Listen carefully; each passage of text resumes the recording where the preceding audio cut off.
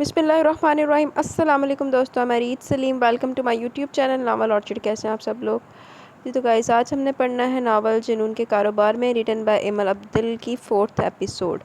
तो इससे पहले अगर आपने मेरे चैनल नावल ऑर्चिड को सब्सक्राइब नहीं किया तो सब्सक्राइब कर लें और साथ में बेल आइकन भी प्रेस कर लें ताकि आने वाली वीडियो आपको मिलती रहे। होप सो ये आज सेकंड लास्ट एपिसोड होगी। बाकी कोशिश है कल तक ये नावल आपको कंप्लीट मिल जाए। तो जो इस खौफ से नहीं पढ़ रहे कि नावल बीच में ख़त्म ना हो जाए, ये ना हो जाए या इंतज़ार नहीं होता हमसे, वो स्टार्ट कर सकते हैं, क्योंकि कल इंशाल्लाह कोशिश करूँगी इस नावल का एंड करने की। और आपको पता है मैं नावल कोई भी लटकाती नहीं हूँ। बाकी खैर आए पढ़ते हैं जुनून के कारोबार में, written by Emil Abdul, 4th episode. मैंने आप लोगों को रिस्पॉन्स का कहना ही छोड़ देना, मर्ज़ी आप लोगों की देना हुआ दे लिया करे। जो मेरे लिसनर्स हैं, जो मेरे परमानेंट लिसनर्स हैं, वो तो मुझे रिस्पॉन्स देते हैं। बाकी उनका मैं नाम लूँगी एक दिन ना, मतलब सबका, मतलब ओवरऑल मैं देखूँगी बैठ के। ये मुझे ज़रा वीकेंड आने दें, इस वीकेंड पे बताऊँगी आपको कि जो मेरे अच्छे अच्छे लिसनर्स हैं ना, उनका नाम बताऊँगी। जो ओकेजनली नहीं रिस्पॉन्स करते, वो हर टाइम रिस्पॉन्स करते हैं। तो खैर पढ़ते हैं जुनून के कारोबार में, written by Emil Abdul, 4th episode. क्या बकवास कर रही हो लड़की? वो सीट छोड़कर झटके से खड़ा होता पूरी कुव्वत से ठाड़ा था कि दरो दीवार हिल कर रह गए। ऐसा नहीं हो सकता, कभी नहीं, इसने नफ़ी में सर हिलाते खुद कलामी के से अंदाज में कहा। ऐसा हो चुका है। पता नहीं ज़यान साहब को इतरा खड़ी पहुंची। सर ये सच है, मौसम की ख़राबी के बाद ट्रिप को मुख्तसर करके हम लोग कल ही वापस आ चुके हैं, जबकि आफाफ और माहिर परसों रात को निकल चुके थे अपनी किसी अजीज़ की आरत के लिए। अनम ने अपनी मालूमात के मुताबिक इसे आगाह किया। सर वो दोनों अपनी आंटी के पास ही होंगे, इनकी कंडीशन काफ़ी सीरियस थी, इसलिए आप फिक्र मत करें। वो लोग गेट लॉस्ट, दफ़ा हो जाए यहाँ से फ़ौरन, चीख कर कहते वो टेबल पर मौजूद तमाम चीज़ों को हाथ मारकर गिरा चुका था। गुस्सा फिर भी ठंडा ना हुआ तो सेंटर टेबल से वॉज उठाकर ग्लास बॉल पर दे मारा। पूरा ऑफिस सुकून से दहल कर रह गया। इसके रूम से अभी भी तोड़ फोड़ की आवाज़ें आ रही थी, जबकि सब स्टाफ मेंबर्स ने अनम की जानिब रुख किया, क्योंकि इसके ऑफिस से आखिरी निकलने वाली फ़र्द वही थी। सर के अपनी फैमिली मेंबर से कुछ इख्तलाफात चल रहे हैं, इसलिए अपनी बहन के फियांसे से भी वो खफा है। कई दिन से इनके मिलने पर पाबंदी लगा रखी थी, मुझे निगरानी करने के लिए कहा था, इसलिए मुझे पता है कल ट्रिप से वो दोनों अपनी आंटी के यहाँ चले गए, जो बहुत ज़्यादा बीमार है। बस इस बात से खफा अगर मुझे बाहर निकल जाने का हुक्म देते तोड़ फोड़ करने लगे। वो सबको बताती, आखिर में कंधे उचका गई। सब लोग सर हिलाते वापस अपने कामों में मगन हो चुके थे, जबकि ज़ोयान के ऑफिस में अब भी तोड़ फोड़ जारी थी। नहीं, मेरी अफाफ ऐसा नहीं कर सकती, ये ज़रूर इस कमीने की कोई चाल होगी। गाली इसे ये कदम उठाने पर मजबूर किया होगा, लेकिन मैं ये सब बिल्कुल बर्दाश्त नहीं करूँगा। मेरी नरमी का बहुत नाजायज़ फ़ायदा उठा चुके तुम दोनों फुप्पो भतीजा। अब तुम ज़ोयान मुगल का गुस्सा और इंतकाम देखोगे। ए लो भतीजे दे फुप्पो फेरा में जो कल आया बेच नाली, वो हाल करूँगा कि ना जीने में रहोगे और ना ही मरने में। वो खुद कलामी के से अंदाज में बोलता कमरे में बिखरे सामान से अपना मोबाइल ढूंढने लगा। माथे की रग फूल कर मुसलसल फटफड़ाती इसकी रगों में इंतशार खून का पता दे रही थी। इसकी गैरत इसे ललकार रही थी। ऐसे में कुछ अच्छा बुरा सोच पाना कहाँ मुमकिन था। अब तुम्हें पता चलेगा ज़ोयान मुगल से टकराने का अंजाम क्या होता है। वो कॉल पर किसी से बात करने के बाद मोबाइल हाथ में घुमाते हुए बोला। ख़तरनाक इरादे लिए वहाँ से निकला। भाई उन्होंने तो जेन बंद हो गया, हुण देखो की होंदा अगे। डंगर तो अपने पहले ही सी, लेकिन उन्होंने ना कर दिता। इस अंधेरी जगह वो पिछले कई घंटों से बेसुध पड़ी थी। वक्फे वक्फे से इसे होश आता और फिर से बेहोश हो जाती। मुकम्मल तारीकी में डूबी ये जगह इसे अंदर मौजूद अंधेरे का मज़ीद एहसास दिलाती, इसे कचोके लगा रही थी। देखिए चकले है ना कुड़ी। इज़्ज़त व वक़ार की हामिल पुरकशिश सी वो आज अपना सब कुछ कमा चुकी थी, अपनी इज़्ज़त, ज़ात का गरूर और नस्मानियत भी। पिछले दिनों अपने साथ रवां रखे गए रवैये को याद करके एक बार फिर इसकी बेरौनक आंखों से अश्क रवां हो गए थे। वो रोती ना तो क्या करती, इसकी हस्ती तबाह हो चुकी थी, बर्बाद कर डाला था इसे इसने। चलो जी, वो तो ये भी नहीं जानती थी कि इसका कसूर क्या है, आखिर किस बात की सज़ा इसे दी जा रही है। मुसलसल कई दिनों से वो अजियत में थी। पिछली 3 रातें खुद पर क़यामत की सूरत बर्दाश्त कर चुकी थी। अल्लाह, उधर माहिर तईफ़ी अपनी वखरी दुनिया से निकले हुए थे, इधर ज़ोयान सा पागल हो गया। जिसकी गलती है उसको सजा दो ना। इस वक्त वो शिद्दत से अपनी मौत की ख्वाहिशमंद थी कि रो रो कर इस ज़िंदगी के तमाम होने की दुआएं मांग रही थी, लेकिन सांसें अभी मोहलत पूरी किए बगैर कब तमाम होती हैं। ये तो अपनी गिनती पूरी करके ख़त्म होगी, यानी ज़िंदगी कर अभी इससे ज़िंदगी को अभी इससे मज़ीद इम्तिहान मकसूद थे, लेकिन जीने की उमंग इसमें बिल्कुल नापैद हो चुकी थी। अपनी नस्वानियत को एक हैवान के हाथों पर बात करवा लेने के बाद कहाँ कोई लड़की जीने के काबिल रहती है। देखिया मैं तन क्या सी ना, ने पागल हो जाना। 3 दिन से वो भूख प्यास से निढाल एक जगह पर पड़ी थी। वो आता और इस पर अपनी हैवानियत दिखाकर चला जाता। اب تو اس میں اتنی ہمت بھی نہیں تھی کہ اپنے وجود کو ہلا بھی پاتی۔ اسے لگا اب زندگی کا سفر ختم ہونے کے قریب ہے، لیکن نہیں۔ دروازہ کھلنے اور بند ہونے کی آواز پر بھاری قدموں کی چڑچڑاہٹ قریب ہوتے محسوس کر کے وجود پر کپ کپی سی طاری ہو گئی تھی۔ ایک اور اذیت ناک رات کا آغاز ہونے چلا تھا۔ نہیں، اب اس میں یہ سب سہنے کی سکت بالکل نہیں تھی۔ پچھلی راتوں میں وہ جتنی ہو سکی مزاحمت کر کے اپنا بچاؤ کرنے کی کوشش کرتی رہی، زیادہ نہیں تو اذیت کو کم کرنے کے لیے چیخ ہی لیتی، لیکن اب تو اس میں بولنے کی بھی ہمت باقی نہیں رہی تھی۔ بہت پیڑا ہوا۔ اب وہ شخص لائٹس آن کرتے ہوئے اس کی جانب بڑھ رہا تھا۔ اس کے ہاتھ میں کچھ تھا، وہ ویسی تیز روشنی سے چندھیائی ہوئی آنکھوں کو کھولنے بند کرنے میں لگی ہوئی تھی۔ جب وہ اس کے پاس ہی بیٹھ گیا اور اس کی حالت پر جاندار کہکہ فضا کی سپرد کیا۔ کیا حال ہے میری بیبی کا؟ مزہ آ رہا ہے نا؟ اس نے اس کے بالوں کو مٹھی میں بھینچ کر جھٹکے سے اس کا چہرہ اوپر کیا۔ لعنتی آدمی! آہ! بالوں کو جڑوں سے کھینچے محسوس کر اس کے منہ سے بے ساختہ کراہ نکلی۔ او بیبی کو درد ہو رہا ہے، سو سیڈ۔ لیکن یہ تو کچھ بھی نہیں ہے، ابھی تو بہت کچھ سہنا ہے تم نے، بہت کچھ برداشت کرنا ہے۔ جس طرح میں تکلیف سے گزر رہا ہوں، اس سے زیادہ تکلیف کی حقدار تم ہو۔ مصنوعی پن سے کہتے آخر میں وہ زہر کھند ہوا۔ اپنی بھین نوں مار جا کے، جڑی گل چھڑے اڑاڑی پھیر رہی ہے، جنوں گاؤں ویکھن جانا سی، اپنا سسرال دیکھنا تھا اس کو، تے اون دے پیچھے پیا آیا تو۔ مجھے اس سے بولا نہیں گیا، لیکن اس کے بندے ہاتھوں کو دیکھ کر وہ اچھی طرح سمجھ کے وہ کیا کہنا چاہتی ہے۔ کر دیتا ہوں معاف، بلکہ چھوڑ بھی دوں گا۔ پہلے یہ بتاؤ اپنے اس حرام زادے بھتیجے کو کہاں چھپایا؟ بولو کہاں ہے وہ؟ اس کے بالوں کو ایک بار پھر سے بے دردی سے گرفت میں لیتے وہ گھن گرج سے تھاڑا۔ اس کی تیز آواز پر اس نے اپنے ہاتھ کانوں پر رکھ کر کانوں کے پردوں کو پھٹنے سے بچایا۔ لعنتی! میں نہیں جھوٹ! پھر سے جھوٹ! اس کے منہ پر زوردار تھپڑ جڑتے ہوئے اس نے نفی کی تیز تھپڑ سے جبڑے میں اٹھتے درد سے وہ بلبلا اٹھی اور وہ زور زور سے رونے لگی۔ لیکن اس پر کیا فرق پڑنا تھا، بلکہ اس کے رونے پر وہ پھر سے جنونی ہوتا اس پر ٹوٹ پڑا اور بے دردی سے اسے پیٹتے وہ یہ بھول گیا کہ وہ صنف نازک ہے۔ لعنتی بغیرت آدمی! بولو، جواب تو کہاں چھپا کے رکھا ہے اسے؟ بتاؤ، ورنہ اس کے ساتھ ساتھ تمہاری موت بھی میرے ہاتھوں لکھی جائے گی۔ بتاؤ مجھے کہاں لے کر بھاگا ہے وہ گالی میری بہن کو؟ سچ کہتے تم کمذات لوگ کسی کے نہیں ہوتے، جہاں اپنا فائدہ دیکھا وہیں شکار کر لیا۔ وہ اسے دھنک کر رکھ چکا تھا، بلکہ مزید بھی وحشتیں اس کے وجود میں اتارنے کا ارادہ رکھتا تھا۔ اس سارے سلسلے میں ایک کام جو بہت ہمت اور دلیری سے کری تھی وہ تھا اپنے دوپٹے کو بار بار سر پر جمانا۔ اپنی عزت اس شخص کے ہاتھوں گنوانے کے باوجود اس کی مسلسل مار کے دوران بھی وہ بار بار ڈھلکتے دوپٹے کو بار بار سر پر درست کرنے کے ساتھ ساتھ سینے اور بازو پر بھی پھیلا رہی تھی، کیونکہ کل ہوئی زور آزمائی میں اس کی شرٹ سینے اور بازو سے پھٹ چکی تھی۔ لعنتی بغیرت آدمی! کمینہ! تو تم نہیں پھوٹو گی؟ اس کی گردن کو ہاتھوں میں لے کر دباؤ ڈالتے اس نے جیسے آخری بار پوچھا۔ وہ گہرے گہرے سانس لیتی، پھٹی پھٹی آنکھوں سے یکٹک اسے دیکھتی کچھ کہنے کی کوشش کر رہی تھی، لیکن وہ اس کے نہیں کے جواب سے تنگ آ چکا تھا، اس لیے اس کی سنے بغیر اپنی کہے جا رہا تھا۔ مجھے لگتا تم ایسے نہیں مانو گی، تمہیں مزہ چکھانا ہی پڑے گا۔ وہ کہتے اس کی گردن کو چھوڑ اسے بیڈ پر دھکیل چکا تھا۔ وہ بری طرح کھانستے اپنی پسلیوں پر ہاتھ رکھے درد سے دوری ہو رہی تھی، آنکھوں سے سیل رواں تھا جبکہ منہ میں خون کا ذائقہ گھلا ہوا تھا۔ لیکن وہ وحشی اس کی حالت سے بے پرواہ اپنی شرٹ ایک جانب اچھال کر بیلٹ اتارتا اس کے قریب بھی بیڈ پر آ چکا تھا۔ اس سے پہلے وہ سمٹ کر دوسری جانب بیڈ سے اترتی ہوئی اسے اپنے قبضے میں لے کر اسے بیڈ کے بیچوں بیچ ڈالتا اس پر جھک چکا تھا۔ نہیں پلیز، نہیں!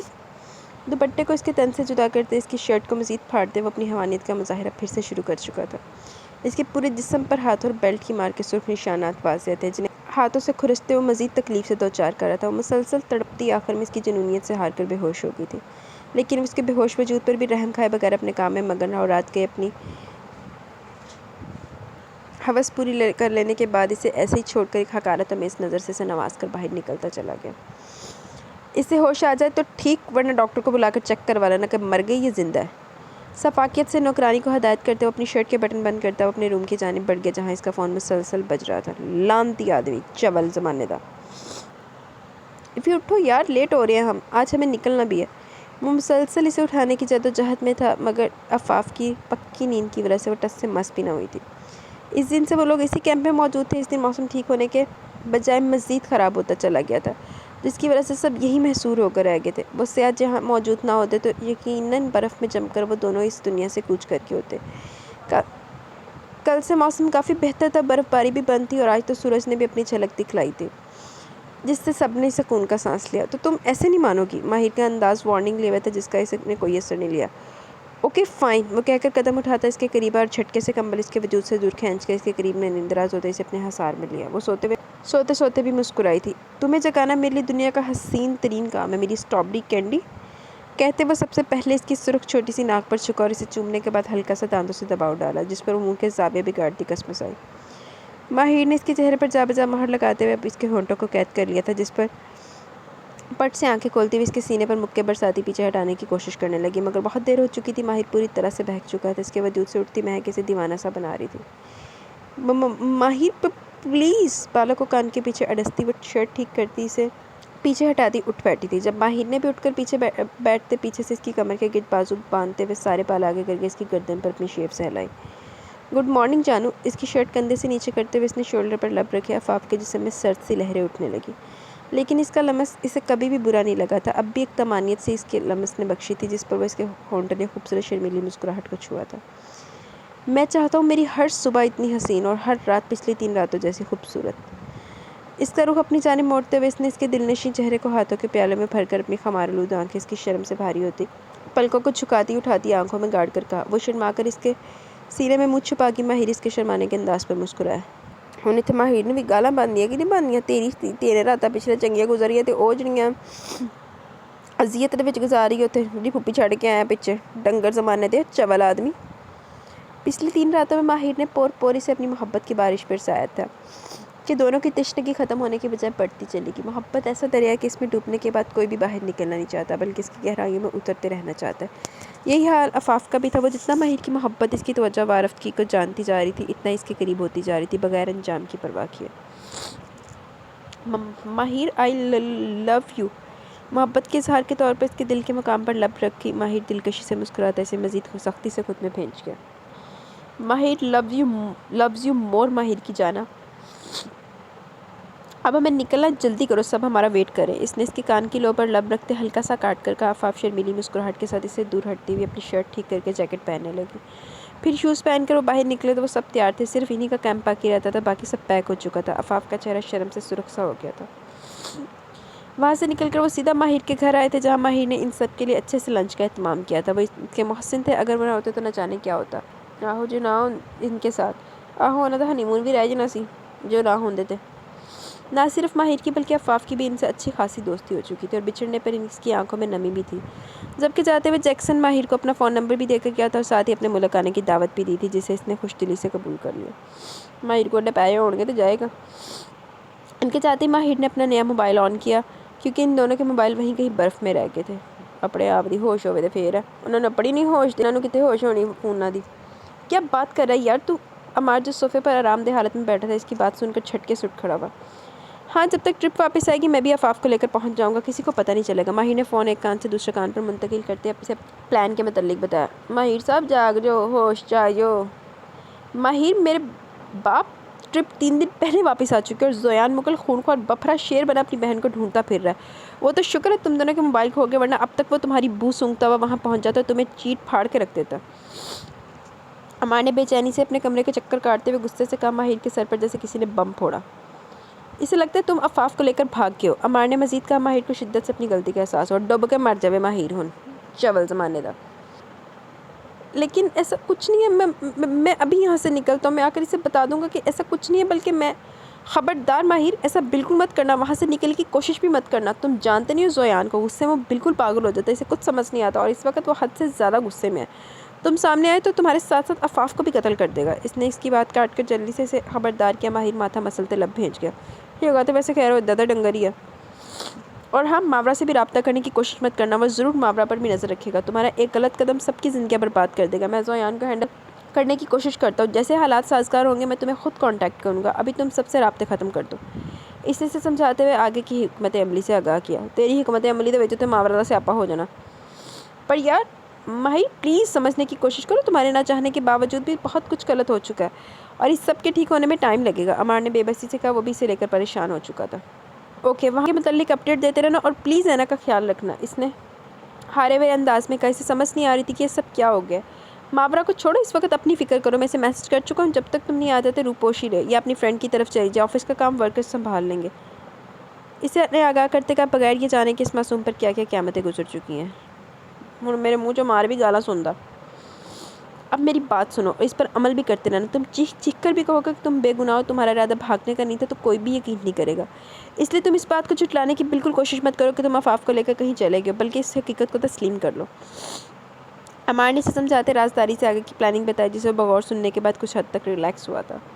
عمار اس کا نہیں بلکہ زوار کا دوست تھا. ماورا اور اس سے اس کے اچھے تعلقات تھے, جس کی بنا پر وہ اکثر گھر آتا جاتا رہتا تھا. اس کی زویان سے دوستی کی بدولت عفاف سے بھی جان پہچان تھی. اس نے ایک دو بار ان دونوں کو ساتھ دیکھا تھا, اور معاملہ جاننے کے بعد ان کے نکاح میں گواہ بن کر شریک بھی ہوا تھا. دیکھیں ہم نکاح میں تو کیا سینا نہ نکاح نکلنا, اور اس راز کو ایک اچھے دوست کی طرح حق ادا کرتے ہوئے چھپائے رکھا, اور وقت پڑنے پر ان کے کام بھی آ رہا تھا.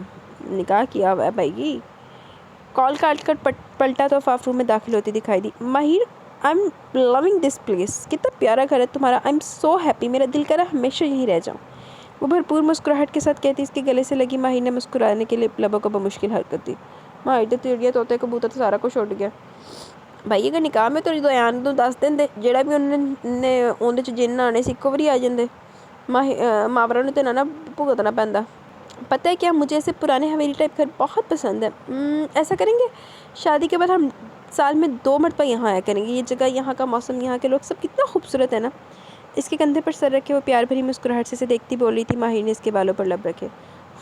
پر تم سے کم. اس نے اسے دیکھتے کہا, پر اس کے چہرے پر نظر پڑتے عفاف کے چہرے کی مسکراہٹ سمٹی. ماہر تم اداس ہو. اس نے فوراً سے اس کی پریشانی بھانپ لی تھی. نہیں. وہ نظریں چراتے فوراً سے رخ پھیر کر کھڑا ہو گیا کہ کہیں وہ جان ہی نہ جائے. مجھے پتہ ہے تم اداس ہو. پریشانی تمہارے چہرے پر دیکھی جا سکتی ہے. پلیز مجھے بتاؤ کیا ہوا. اس نے اس کا رخ اپنی جانب کرتے سنجیدہ ہوتے ہوئے پوچھا. اس کا نازک دل عجیب وسوسوں سے گھر چکا تھا. کچھ نہیں ہوا یار, میں تو ویسے مجھے صرف سچ سننا ہے. ماہر آنکھوں میں پانی جمع ہوتے پانی کو بے دردی سے رگڑ کر صاف کرتی وہ ضدی پن سے بولی.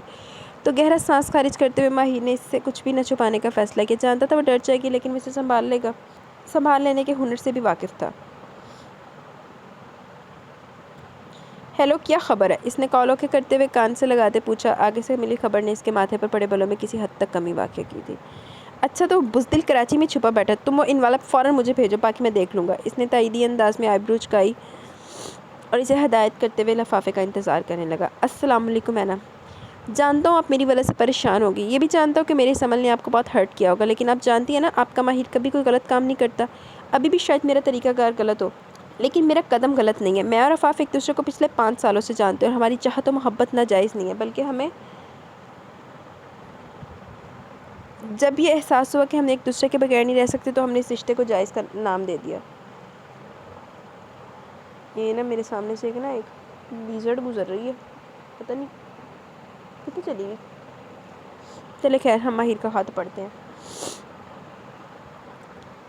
بلکہ ہمیں جب یہ احساس ہوا کہ ہم ایک دوسرے کو بغیر نہیں رہ سکتے, تو ہم نے اس رشتے کو جائز نام دے دیا. 4 سال پہلے ہم نکاح کر چکے ہیں. مجھے پتہ ہے آپ کو برا لگ رہا ہوگا, لیکن اس سب کو میں شادی تک چھپائے رکھنا چاہتا تھا, لیکن حالات ایسے بن گئے کہ مجھے معاف کر دیا نا. اپنے ماہر کو معاف کر دیں. انشاءاللہ بہت جلد ملاقات ہوگی. فقط آپ کا ماہر. لفافے سے موصول ہوئے خط کو پڑھ کر زویان کے رگوں پے میں شرارت سے دوڑ گئے. ابھی کچھ دیر پہلے وہ ماورا کے گھر کی نگرانی پر تعینات اس کا آدمی ماہر کی طرف سے آیا کوریئر اسے دے کر گیا تھا, جس پر ماہر کی ہینڈ رائٹنگ تھی, لیکن پوسٹ اسے عمار نے کراچی کے ایک چھوٹے سے علاقے سے کیا تھا. مقصد زویان کو گمراہ کرنا تھا, ورنہ اگر وہ ماہر تک پہنچ جاتا تو یقیناً کچھ غلط ہی کرتا. دوسرا مقصد انہیں ماہر اور عفاف کے نکاح کے متعلق بتانا تھا, تاکہ وہ انہیں غلط سمجھے لیکن گناہ گار نہیں. خط کو مٹھی میں بھیجے زویان نے جبڑے بھیج کر خود پر ضبط کے پہرے بٹھائے, ورنہ اس کا دل کر رہا تھا کہ وہ دونوں اس کے سامنے ہو انہیں شوٹ کر دے.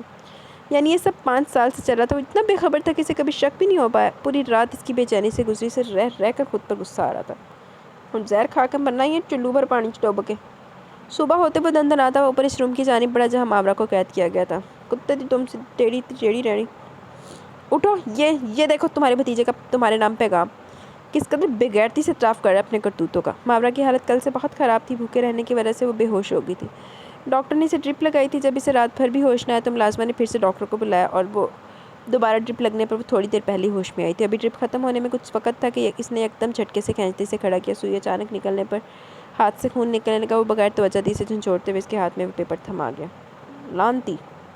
ماہر کا لیٹر ہینڈ رائٹنگ پر نظر پڑتے ہوئے فوراً پہچان گئی تھی, اور جلدی جلدی پڑھنے لگی. پورا پڑھ چکنے کے بعد اس کی آنکھوں میں جہاں آنسو تھے, وہ ہونٹوں پر گہری مسکراہٹ آ گئی. دیکھا, میں کہتی تھی نا کہ میرا ماہر کچھ غلط نہیں کر سکتا. وہ دونوں ایک دوسرے کے محرم ہیں. انہوں نے کوئی گناہ نہیں کیا. اللہ, میرا ماہر بے گناہ ہے. وہ خوشی خوشی سے بتاتی ہے، آخر میں نیچے فرش پر گر کر پھوٹ پھوٹ کر رونے لگی۔ میں نے کہا تھا نا وہ بہت اچھا، وہ میرا بچہ ہے، میرا بچہ ایسا نہیں ہو سکتا تھا، دیکھو تمہارے سارے مفروضے تھرے کے تھرے رہ گی، میرا بچہ، وہ روتے ہوئے کہہ کر اس خط کو چومنے لگی۔ کیا کہا؟ بے گناہ ہے وہ؟ کتنے دھڑلے سے تم اس کی حمایت کر رہی ہو؟ ہاں تمہیں چاہیے کہ اسے کھڑا کر کے شوٹ کر دو، بلکہ تمہارے تو جذباتی مظاہر ہی نہیں ختم ہو رہے۔ لیکن میں جذبات میں آنے والا بالکل نہیں ہوں، میں پتال سے بھی انہیں ڈھونڈ نکالوں گا اور دونوں کو قتل کر کے خود جیل چلا جاؤں گا۔ دیکھیا ہمارے پتہ اس جنگل دا ڈنگر دے وچ جن حاضری ہوندی نا، انہیں ڈنگر نہیں پتہ لگتا، پھر چاہے مجھے پھانسی کیوں نہ چڑھا دے، میں اپنی عزت کو تار تار کیے جانے کا بدلہ ہر حال میں لوں گا۔ اسے غصے سے گھورتے ہوئے اس نے اسے اپنے خطرناک ارادوں سے آگاہ کیا۔ تم اتنے غیرت مند مرد ہوتے نا تو اپنی غیرت کی حفاظت کرتے، اپنی بہن کو اعتماد میں لے کر اسے اس کی مرضی پوچھتے، اس کی پسند کو سراہتے، اگر اس کی پسند واقعی اس کے قابل نہیں تھی تو اسے پیار سے سمجھاتے۔ لیکن تم کیا کسی کے جذبات کے سمجھو گے؟ تم ایک بے ضمیر انسان ہو جو صرف اپنی غیرت کا جھنڈا بلند رکھنے کی کوشش کرتا ہے، غیرت مندی کا مظاہرہ نہیں کرتا۔ اگر تم واقعی غیرت مند ہوتے تو میرے ساتھ یہ سب نہ کرتے۔ تم بہت برے انسان ہو زویان مغل، بہت برے۔ پہلے میں سمجھتی تھی تم صرف گھمنڈی، مغرور اور انا پرستی ہو، لیکن تم تو ہوس پرست بھی نکلے۔ مہنگے ترین لباس میں در حقیقت تم گندگی کا ڈھیر ہو۔ زور سے چیختی سے اس کے کیے کا احساس دلا رہی تھی، بولنے میں اتنی قوت صرف ہو رہی تھی کہ آخر میں زور زور سے کھانسنے لگی۔ صحیح کہہ رہے ہیں، کیا بکواس کیا؟ میں ہوس پرست ہوں، گندگی کا ڈھیر ہوں؟ کون سی ہوس، کون سی گندگی؟ ہوس تب ہوتی جب میں بنا کسی رشتے کے تمہارے ساتھ تعلق قائم کرتا، نکاح کیا، اور نکاح کے بعد ہر مرد اور عورت کا یہی تعلق ہوتا ہے۔ تم کوئی انوکھی نہیں ہو۔ دیکھیا ادھر بھی نکاح نکلے گا۔ زیان منیا گندا ہے، ایڈا بھی گندا نہیں ہے وہ، تو میں نے اس کو لیکن گالیں تو پھر بھی ڈیزرو کرتا ہے، کیونکہ انہیں ماریا کٹیا بھی تو ہے نا، تو گالیاں تو یہ بھی ڈیزرو کرتا ہے، لیکن انہیں نکاح کیتا ہوا۔ وہ اسے کندھوں سے پکڑ کر بغیر اس کے کھانسنے کی پرواہ کیے اس پر گراتا ہوا بولا۔ اس کی سخت پکڑ پر اس کی آنکھیں پھر سے بہنے لگی تھی۔ میرا قصور کیا؟ مجھے کیوں سزا دے رہے ہو تم؟ پلیز مجھے چھوڑ دو، مجھے جانا تو، میری کیا غلطی ہے اس سب میں؟ وہ چلاتی ہوئی بولی کہ گلے میں خراشیں پڑ گئی۔ تمہارا قصور یہ کہ تم ماہر کی پھپھو ہو، تمہارا اس شخص سے گہرا تعلق ہے جس نے مجھے تکلیف سے دوچار کیا، میرا سکون برباد کرنے کی وجہ بنا۔ وہ میری بہن پر گندی نظر ڈالی ہے اس نے عفاف کو اپنی عزت بنائے، گندی نظر نہیں ڈالی۔ تمہیں سمجھ نہیں آتی؟ وہ دونوں پچھلے 4 سالوں سے نکاح میں ہیں۔ اس کی بات ختم ہوتے وہ تیز لہجے میں بولی، وہ بے قصور ہے، اس نے کوئی گناہ نہیں کیا، میرا ماہر بے قصور ہے، سمجھے تم؟ اب کی بار اس کے لہجے میں غصہ بھی شامل تھا۔ میری بہن کو بھگا کر لے گیا وہ شخص، تو تمہیں وہ بے گناہ لگ رہا ہے؟ اس کا سب سے بڑا گناہ یہی ہے کہ اس نے زویان مغل کی بہن کو بری نظر سے دیکھا، اور اسے اس کی سزا ضرور ملے گی، وہ بھی حتمی انداز میں بولا۔ تو پھر قصوروار تو تم بھی برابر کیوں؟ ماہر نے تمہاری بہن سے نکاح کیا جو عفاف کی مرضی سے ہوا، تم نے بدلے میں مجھے اغوا کر کے زبردستی مجھ سے نکاح کیا۔ ماہر تمہاری بہن کو لے کر فرار نہیں ہوا، بلکہ اپنی بیوی کو لے کر گیا۔ تمہاری نظر میں بیوی کے ساتھ جیسا مرضی سلوک روا رکھا جا سکتا ہے، تو ماہر نے بھی تو غلط نہیں کیا۔ عفاف اس کی بیوی ہے، وہ جو چاہے اس کے ساتھ کر سکتا ہے۔ عفاف ایک سمجھدار لڑکی ہے، اس کے ساتھ جو بھی ہوا ہوگا اس میں اس کی مرضی شامل ہوگی۔ ماہر نے زبردستی نکاح نہیں کیا ہوگا، زبردستی سے لے کر نہیں گیا ہوگا۔ اگر زبردستی کرتا تو لازمی تمہیں بتاتی نا کہ ماہر سے شادی کی ضد لگاتی۔ وہ کڑوی حقیقت اس کے سامنے رکھتی ہانپنے لگی۔ پہلی بار زویان نے اس کی تمام باتوں کو غور سے سنا، اور سننے پر اسے احساس ہوا کہ جو گناہ ماہر سے سرزد ہوا انجانے میں، وہ بھی وہی گناہ کا مرتکب ہو چکا ہے، بلکہ اس کی غلطیاں اس سے بھی زیادہ ہی ہوں گی۔ دور لعنت تیرے تے، شکر ہے ضمیر دا کوڑا تے پیا تینوں۔ ماورا بیڈ پر بیٹھی گہرے گہرے سانس لینے لگی، کمزوری کے باعث اس میں ہمت کہاں تھی۔ زویان کافی دیر سے کھڑا دیکھتا رہا، پھر زوردار آواز سے دروازہ بند کر کے وہاں سے نکلتا چلا گیا۔ بغیرت لعنتی آدمی۔ بیگم صاحبہ، صاحب آپ کو نیچے بلا رہے ہیں۔ نیچے آواز نظریں رکھے ملازمہ مؤدب سے اس کے روم میں آ کر بولی۔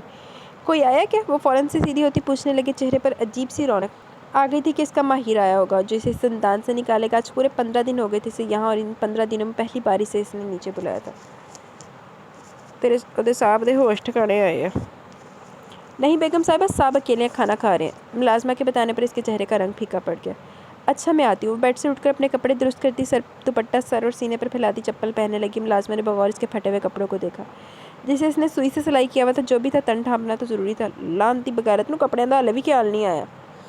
آؤ بیٹھو، کھانا کھاؤ۔ دروازے کے پاس آہٹ پر اس نے سامنے نظر اٹھائی تو ملکے سے کریم ٹراؤزر پر گرین اور بلو امتزاج کی شرٹ اور میچنگ دوپٹہ پہنے اسے دروازے میں استادہ دیکھ وہ چونکا۔ اسے یاد آیا وہ جب وہ یہاں آئی تھی تب بھی اسی ڈریس میں موجود تھی۔ کیوں بلایا مجھے؟ بھاری سی آواز میں زرد پن سے پوچھا گیا۔ اس کی بات کو وہ یکساں نظر انداز کر گئی۔ کھانا کھانے کے لیے، اسی کے انداز میں اس نے اسے بتایا۔ مجھے روم میں کھانا مل جاتا ہے، میں وہیں کھاتی ہوں، تڑک کر کہتی وہ واپسی کے لیے پلٹی تھی کہ اس کی آواز نے اس کے قدم جکڑے۔ جتنا کہا گیا اتنا کرو، فوراً سے پہلے یہاں آ کر بیٹھو۔ سرد غصے سے بھری آواز میں حکم جاری کیا۔ اس کے پہلے حکم نے نہیں، البتہ دوسرے حکم نے اسے اچھا خاصا خوفزدہ کر دیا تھا۔ اور خبردار اس کمرے میں دوبارہ گئی، آج سے تم میرے روم میں رہو گی۔ کہتے وہ دوبارہ اپنے کھانے کی جانب متوجہ ہوا جیسے کوئی عام بات کہی ہو، جبکہ ماورا پر تو ساتوں آسمان ٹوٹ پڑے تھے۔ آج جڑا آدمی ہے نا، کس خوشی میں تمہارے روم میں رہوں گی میں؟ اس نے حیرت کی زیادتی سے پوچھا۔ میری بیوی ہونے کی خوشی میں۔ اس کا لہجہ ہوس نرم ہی تھا۔ عقل آت نہیں رہی کھوندے ذہن چ، کھوتے دماغ چ۔ بیوی نہیں، زبردستی کی بیوی۔ میں تمہارے روم میں ہرگز نہیں رہوں گی۔ تمہاری شکل دیکھتے مجھے تمہارا وحشیانہ روپ یاد آ جاتا ہے، جیسے سوچ کر ہی مجھے ڈر، خوف، دکھ، تکلیف، اذیت اور گھن جیسے احساسات ایک ساتھ آتے ہیں۔ مجھے تمہاری صورت ایک سیکنڈ برداشت نہیں، کجا کہ ہر وقت تمہیں دیکھنا اور تمہاری موجودگی کو برداشت کرنا۔ وہ زہر کن لہجے میں کہتی جانے لگی کہ ایک بار پھر اس نے اسے روکا۔ تم سے جتنا کہا جائے اتنا ہی کیا کرو، زیادہ زبان چلانے کی بالکل ضرورت نہیں ہے، بھینچے ہوئے لہجے میں کہہ کر اس نے اسے پکڑ کر چیئر پر بٹھایا تھا۔ اب کھاؤ گی یا وہ بھی میں ہی کروں؟ کافی دیر سے اسے ایسے بیٹھتے دیکھنے کے بعد اس نے سخت تنبیہی لہجے میں پوچھا۔ اس نے ایک نظر اسے دیکھا، پھر لب بھینچ کر کھانا کھانے لگی، لیکن اس کی ایک نظر میں نہ جانے ایسا کیا تھا کہ زویان سے مزید ایک لقمہ بھی نہ لیا گیا۔ تیرے زمین سے چھتر پہنے تینوں ہن۔ آنسو سے بھری لال انگارہ بھوری آنکھیں جن کے کنارے خون چھلکا رہے تھے۔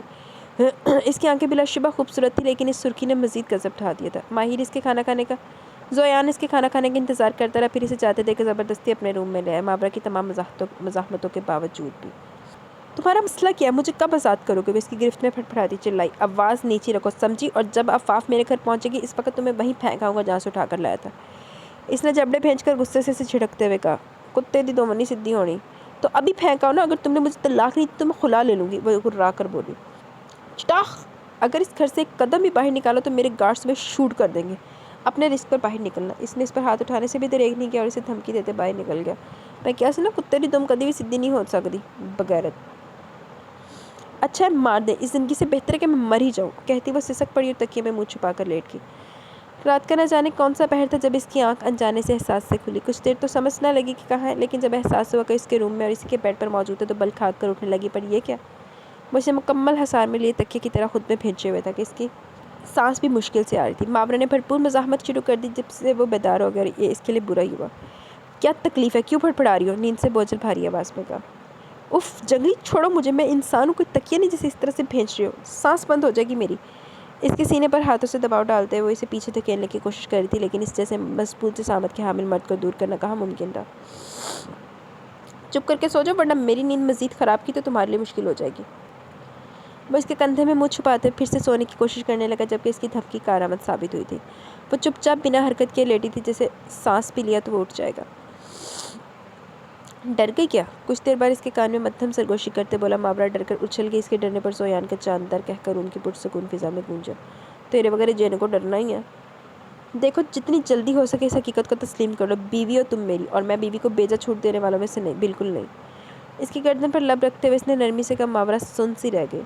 اس کے جسم سے دوپٹہ الگ کرتے نیچے پھینکتے ہوئے اس نے اس کی شرٹ کے شولڈر سے نیچے سرکاتے وہاں موجود تل پر لب رکھے۔ اس کا یہ تل اسے بہت اپیل کرتا تھا۔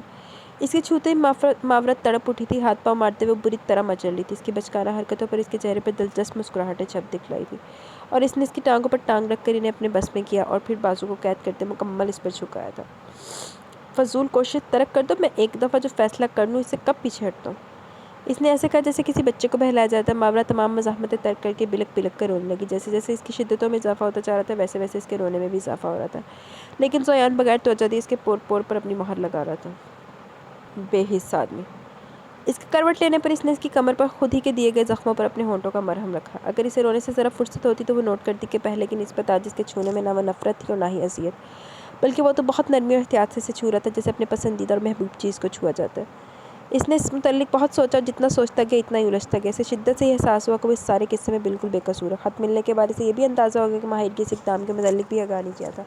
اس کے ساتھ جو کچھ بھی ہوا وہ سراسر غلط تھا، جس سے اس کے دل میں اس کے لیے ہمدردی اور رحم کے جذبات بیدار ہوئے تھے، لیکن مکمل طور پر اسے ابھی بھی اسے معصوم نہیں سمجھتا تھا، اس لیے اس کے تڑپتے خود اس سے زیادہ تلخ ہو جاتا۔ دیکھیے بڑی بغیرت آدمی ہے، حال ابھی کلیئر نہیں ہے۔ یہ کیا ہے؟ کپڑے تمہارے جو تم یہ صدیوں سے سوئی ہوئی میں چینج کرو اسے۔ اس نے بیگز اس کے حوالے کرتے ہوئے تنزیہ کا۔ ماورا نے خاموشی سے وہ بیگز لے لیے کیونکہ اب وہ بھی اس پھٹے ہوئے سوٹ سے اکتا گئی تھی۔ مہینہ ہونے کو آیا تھا، وہ ابھی بھی وہی ڈریس پہنے ہوئی تھی، دھو کر وہی دوبارہ پہن کر اب وہ تھک چکی تھی۔ وہ آئینے سے اس کے ایکسپریشنز نوٹ کر رہا تھا جو ایک ایک ڈریس باہر نکال کر دیکھتی واپس بیگ میں ڈال کر ایک طرف رکھ چکی تھی۔ زویان کو برا لگا اس کا ایسے کرنا۔ آہو تیرے سوندا میرے منہ جو گندی جی، اب تیری پسند نو پسند کرے، تینوں نا کیا وہ پسند نہیں آئی ڈریس؟ اس نے استفسار کیا۔ نہیں، یک لفظی جواب دے کر وہ سائڈ ٹیبل پر رکھے لیمپ سے چھیڑ چھاڑ کرنے لگی۔ بڑی سونی جوتی بیٹھ گئی منہ تو۔ کیوں؟ زویان کے جبڑے تن کے بھلائی سے کہاں برداشت تھا اپنی لائی ہوئی چیزوں کی کوئی ایسے توہین کرے۔ تو وہ جدی مرضی توہین کر جائے، تو انسانہ دی بھی توہین کر، سارے دی توہین کرتے، تیری کوئی لے آئی ہوئی چیزیں دی بھی نہ کرے۔ میں اس طرح کے کپڑے نہیں پہنتی، اس نے آرام سے کہا۔ کیا مطلب اس طرح کے کپڑے نہیں پہنتی؟ میں تمہارے لیے بکنیز یا نائٹیز نہیں لایا ہوں، عام کا پہننے والے کپڑے ہی ہیں۔ کیا برائی ان میں بتاؤ ذرا؟ وہ تیز لہجے میں بولتا ہے، اس کے قریب آتے سارے کپڑے شاپنگ بیگ سے نکال کر بیڈ پر پھیلاتے ہوئے بولا۔ ماورا کی گال اس کی بات پر سرخ ٹماٹر ہوئے، وہ اسی طرح بے تکان بولتا تھا، بے شک سامنے والا شرم سے گڑ جائے۔ شرم بیچ کھائی ہے، شرم والے دن پیدا ہی نہیں ہوا ایسی ڈھیٹ آدمی۔ میں ایسے کلرز نہیں پہنتی، میں ہمیشہ لائٹ کلرز یا وائٹ آف وائٹ کے شیڈز پہنتی ہوں۔ آپ یہ واپس کر دیجیے گا۔ اپنی انگلیوں کے پوروں سے کھیلتی وہ دھیمی آواز میں کہتی، جبکہ زویان کا پارا پھر سے آسمان کو چھونے لگا۔ کوئی مر گیا یا بیوی ہو یا بیوہ ہو تم جو سفید کپڑے پہنتی ہو؟ جوان لڑکے کی پھپھو؟ لیکن اتنی بھی بوڑھی نہیں ہوئی کہ ڈائریکٹ سفید پر آ جاؤ۔ مجھے سفید کلر بالکل بھی نہیں پسند ان میں۔ ہاں میں بیوہ ہوں، سرخ پانی بھری آنکھوں سے اس کی جانب دیکھتی ہوئے بڑبڑانے کے انداز میں بولی۔ زویان اس کے چہرے کی زردی اور بہتی آنکھوں کو دیکھ کر ٹھٹکا اور کافی دیر ایسے سن کھڑا رہ گیا، جبکہ وہ ہاتھوں میں چہرہ چھپائے سسک پڑی تھی۔ تمہاری یہ خواہش اتنی جلدی پوری نہیں ہوگی مسز ماورا زویان مغل۔ میں تمہارے بھتیجے کو اس کے انجام تک پہنچانے سے پہلے بالکل نہیں مرنے والا، اس لیے سفید کپڑے بعد کے لیے بچا کر رکھو۔ ابھی یہ ڈریس پہن کر جلدی باہر آؤ۔ اچھا، مجھے لگتا ہے زواردی بیوہ۔ اس نے اس کے سسکنے اور خود کو بیوہ کہنے کو خود سے چھوڑا تھا، اس لیے سختی سے بولتے ہوئے بیڈ سے ایک ریڈ اور گرے کنٹراسٹ کا سوٹ اٹھا کر اسے تھماتے واش روم کی جانب اس کا رخ کیا۔ مجھے نہیں پہننا یہ۔ وہ ڈریس دور پھینکتی چیخی۔ زویان نے مٹھیاں بھیج کر خود پر ضبط کیا۔ شرافت سے یہ ڈریس پہن کر آ جاؤ، ورنہ یہ کارِ خیر میں اپنے ہاتھوں سے انجام پائے گا، میرے ہاتھوں سے انجام پائے گا۔ اس نے ڈریس اتار کر دوبارہ سے اس کی جانب بڑھاتے ہوئے سنگینی سے کہا تو ماورا سے پھٹی پھٹی آنکھوں سے دیکھنے لگی۔ جنہوں ڈیٹھا انہیں کچھ بھی کر دینا۔ پہناؤں میں؟ آئی برو کو جنبش دیتے اس نے ایک قدم آگے بڑھاتے پوچھا۔ ماورا سیکنڈ سے پہلے واش روم میں گئی ہوئی۔ زویان نے پیچھے بہت مشکل سے اپنے کہکے کا گلا گھونٹا تھا۔ شیشے کے سامنے کھڑی وہ بڑی فرصت سے اپنا جائزہ لے رہی تھی۔ ریڈ ایمبرائڈرڈ شرٹ پر گرے اور ریڈ لائننگ والا ٹراؤزر اور ریڈ اور گرے کلر کا شفون کا دوپٹہ جو سنبھالنے پر بھی سر پر نہیں سنبھل سکتا تھا۔ کھلے براؤن شہد رنگ بال جو کمر سے بھی کافی نیچے آتے تھے۔ سرخ و سفید رنگت پر پٹھانوں کی قدرتی لالی کا حسن قیامت خیز تھا۔ کانوں میں چھوٹے چھوٹے ٹاپس پہنے وہ قدرتی حسن کا مجسمہ تھی۔ اس نے ڈبڈبائی آنکھوں سے اپنے پیچھے ابھرتے ایکس کو دیکھا۔ 6 فٹ 2 انچ قد، کثرتی جسم پر مہنگی ترین ڈریسنگ، کالے گھنے بالوں کا اسٹائلش ہیئر اسٹائل، مغرور سی آنکھیں جو اسی پر جمی تھی۔ اسٹیبل شیو میں بھی وہ بھرپور مردانی وجاہت کا شاہکار مرد تھا۔ بہت خوبصورت تم، بالکل کسی حور جیسی۔ کاش تم ماہر خانزادہ کی کچھ نہ ہوتی تو زویان مغل کے دل کی ملکہ ہوتی۔ اسے پیچھے سے اپنے حصار میں لیتے ہوئے بال اس کے کان سے ہٹاتے دھیمی لہجے میں سرگوشیاں کرتا بولا۔ وہ بے حس و حرکت کھڑی تھی۔ مجھے تمہاری جیسی مکمل مشرقی حسن سے مالا مال بیوی چاہیے تھی، جس کے بال کمر سے نیچے ہو۔ اس نے اس کے نم بالوں کو ایک سائڈ پر ڈالتے کہا۔ لاڈ صاحب دی فرمائشات چیک کرو۔ پر تم مجھے ملی بھی تو کیسے؟ آخر میں جیسے اسے افسوس ہوا، ماورا کے آنسو گالوں پر لڑک آئے جس نے اسے بغور اس کی آنکھوں کو دیکھا۔ کیوں رو رہی ہو؟ ڈریس کی وجہ سے؟ اس نے اندازاً سوال کیا۔ ماورا نے چھٹا اس بات میں سر ہلا۔ وہ نفی میں سر ہلاتا جھنجھلایا۔ حد ہے یار، تم اب سے اسی طرح کے کلرز پہنو گی کیونکہ مجھے ڈارک کلرز پسند ہے۔ وہ مستحکم لہجے میں حکم صادر کرتا اسے آنے کا کہتے ڈنر کے لیے نیچے کی جانب بڑھ گیا۔ ماہر، ہم واپس کب جائیں گے؟ اس کے بازو کے حلقے میں آرام دہ حالت میں بیٹھی وہ ٹی وی سے نظر ہٹا کر اسے دیکھتی معصومیت سے استفسار کرنے لگی۔ اپنے خیالات سے چونکتے ہوئے اسے دیکھا۔ وہ دونوں مووی دیکھنے بیٹھے تھے، لیکن دونوں ہی سوچوں کے الگ جہاں میں پہنچے ہوئے تھے۔ کیوں، تمہیں تو یہ جگہ اتنی پسند تھی کہ کبھی یہاں سے جانے کو دل نہیں کر رہا تھا، اور اب کیا ہوا؟ 3 مہینے میں دل بھر گیا؟ اس نے اسے اپنے بازو کے حالے میں لیتے اس کی پیشانی پر لب رکھتے محبت سے پوچھا۔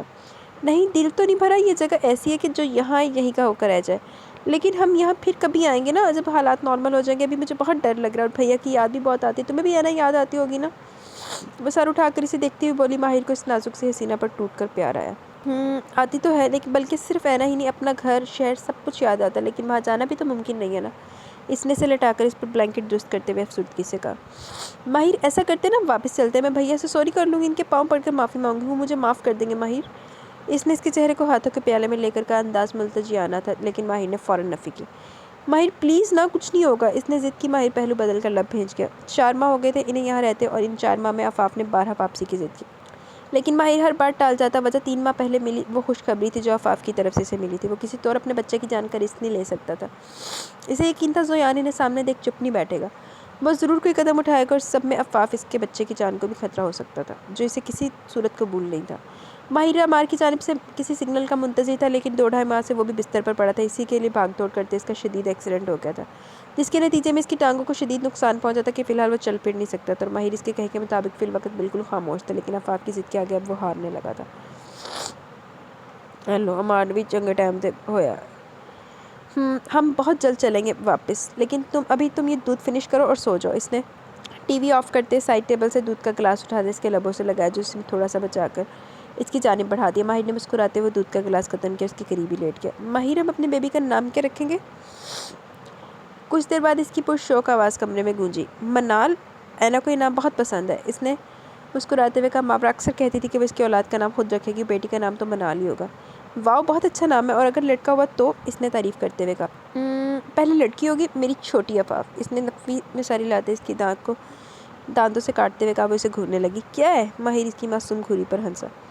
پہلے لڑکا ہوگا، مجھے بیبی بوائز بہت پسند ہے۔ وہ غصے سے کہتی اٹھ بیٹھی اور سینے پر بازو باندھ کر منہ پھلا لیا۔ یہ ناراضگی کا اظہار تھا۔ ماہر ہنسا۔ کیوں ہنس رہے ہو؟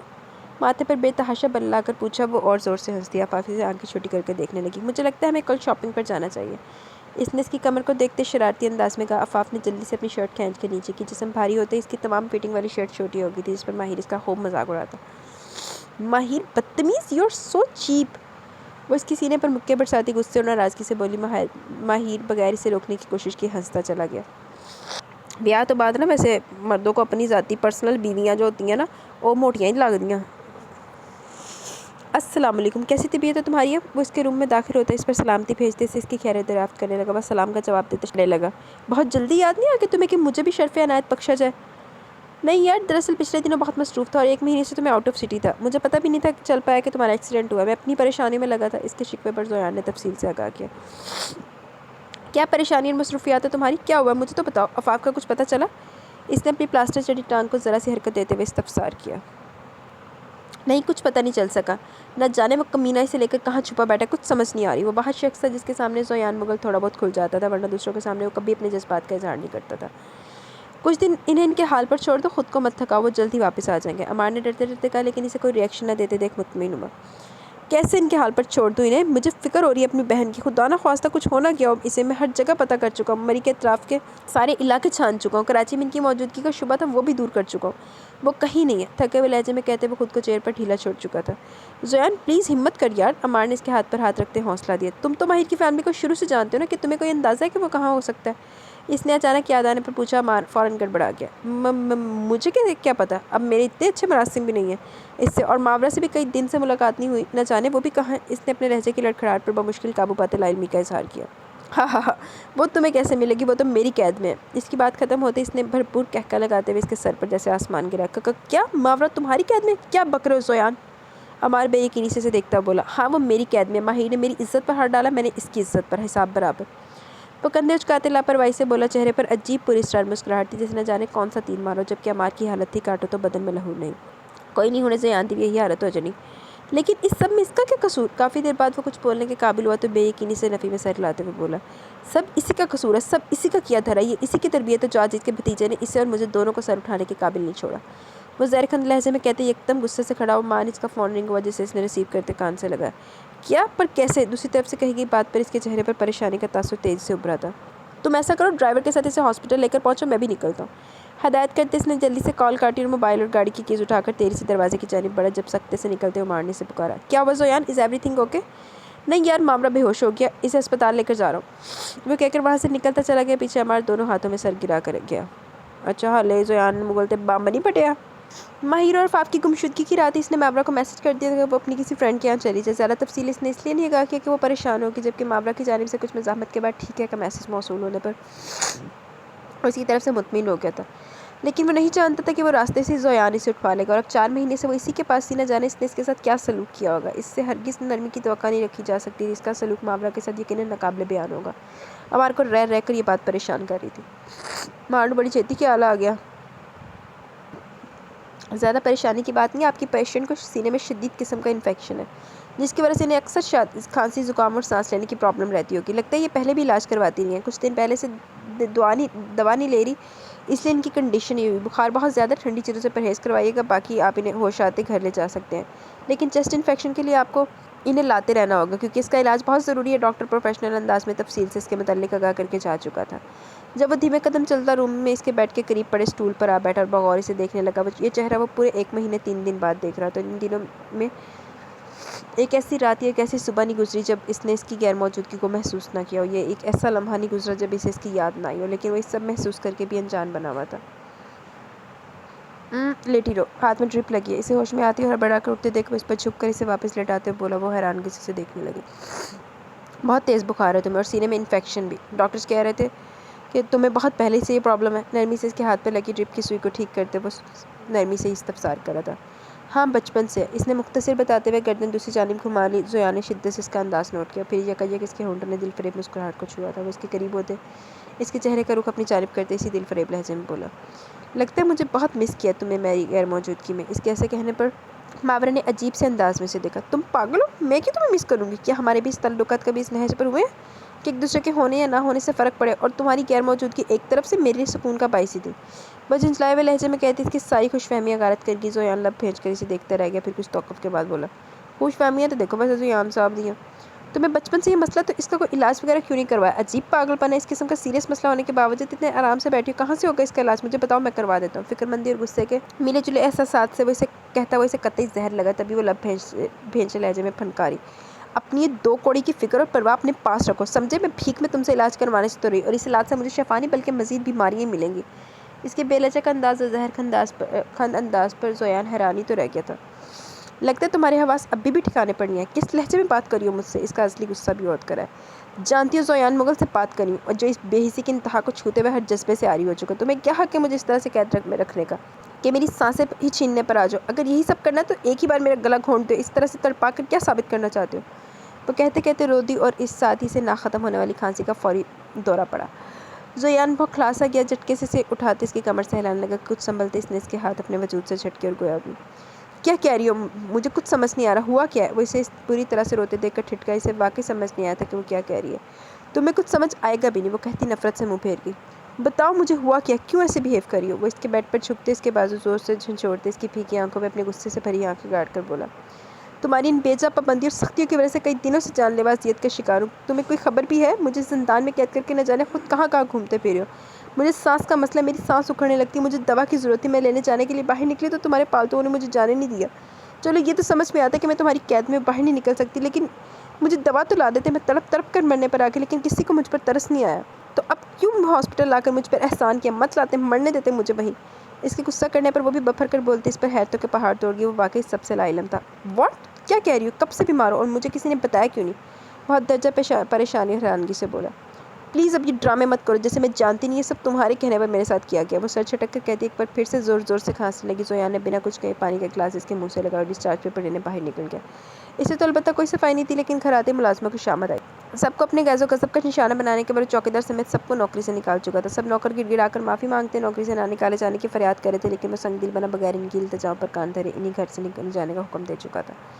اندر کمرے میں موجود ہوئی یہ سب سن رہی تھی، لیکن بے حس بنی لیٹی رہی کہ سب کو فارغ کرتا ہوا روم میں۔ اب کیسا فیل کر رہی ہو؟ درد کم ہوا؟ اس نے اسے دیکھتے پوچھا، جو چت لیٹی اوپر سیلنگ پر بنے خوبصورت ڈیزائن کو دیکھ رہی تھی۔ اس کے سوال کا بھی کوئی جواب نہ دیا، زویان نے جبڑے بھیجے۔ تم سے پوچھ رہا ہوں ملکہ عالیہ، طبیعت کیسی ہے اب؟ اس کا پاؤں بے دردی سے ہلاتے ہوئے تیز لہجے میں پوچھا، وہ بغیر کچھ کہے پاؤں سمیٹ گئی۔ یہ نخرے کسے دکھا رہی ہو تم؟ ہاں تمہارے باپ کا ملازم لگا ہوں جو اس طرح بہیو کر رہی ہو؟ ہمت کیسے ہوئی میری بات کا جواب نہ دینے کی؟ ہاں وہ اس کا دماغ اچھا خاصا گھما چکی تھی، وہ جس کے بیمار ہونے کا لحاظ کرتے نرمی برت رہا تھا، سب بلائے طاق رکھ کر اپنے اصلی روپ میں آ چکا تھا اور اسے جھٹکے سے کھڑا کرتے اپنے مقابل کر چکا تھا۔ سرخ غصے سے بھری آنکھیں اس کی سوجی آنکھوں میں گاڑ کر اسے آنکھوں سے سامنے پر مجبور کر گئی۔ اوپر سے اس کا آگ پر ساتھ لہجہ ماورا ڈر کانپ سی گئی۔ عزت سے پیش آ رہا ہو تو عزت سے رہو، ورنہ اکڑ دکھاؤ گی تو وہ حشر کروں گا کہ یاد رکھو گی۔ پراتے ہوئے کہہ کر اسے بیڈ پر پھینکتے ہوئے ڈریسر سے اس کی میڈیسن میں سے کریم نکالا اور ہاتھ میں لے کر اس کے سینے پر مساج کرنے لگا۔ وہ جو بے آواز رو رہی تھی، اس کے چھونے پر اب بآواز سسک پڑی۔ وہ بغیر دھیان دیے اس کے اپنے کام میں مشغول رہا۔ مساج کے بعد اسے اس کی دوا دیتے ہوئے باہر نکل گیا، لیکن جانے سے پہلے حکم نامہ جاری کرنا نہیں بھولا۔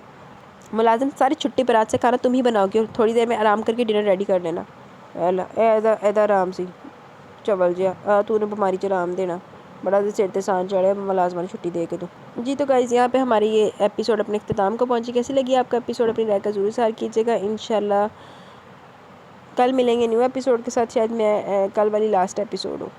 تب تک کے لیے اپنا بہت سارا خیال رکھیں، دعاؤں میں یاد رکھیں۔ اللہ حافظ۔